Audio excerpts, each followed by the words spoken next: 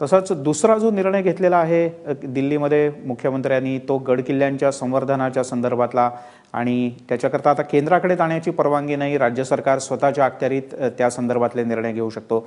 ज्येष्ठ गिर्यारोहक आणि गिरीप्रेमी ऋषिकेश यादव आहेत आपल्यासोबत. ऋषिकेशजी, स्वागत आहे तुमचं एबीपी माझामध्ये. काय सांगाल, काय प्रतिक्रिया आहे की आता राज्याला दरवेळेला केंद्राकडे जाण्याची गरज नाही, राज्य सरकार स्वतःच निर्णय घेऊ शकतं, स्वतःच संवर्धन करू शकतं गड किल्ल्यांचं? तो खूपच चांगला निर्णय आहे.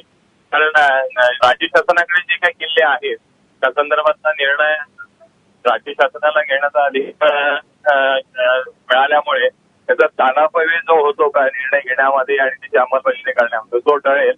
आणि आपले जे किल्ले आहेत इथली जी काही त्याबद्दलची आपली आत्मीयता आहे त्याला न्याय देण्याकरता खूप चांगला होईल आणि खूप लवकर आणि धडाडीची कामं होऊ शकतील. निश्चित. म्हणजे तुम्ही खूप एक चांगला निर्णय पर्यावरणाच्या दृष्टीने, ऐतिहासिक संवर्धनाच्या दृष्टीने आणि गड किल्ल्यांच्या रक्षणाच्या दृष्टीने, अशा तिन्ही दृष्टीने तुम्हाला हा निर्णय महत्वाचा वाटतो? हो, नक्कीच महत्वाचा वाटतो.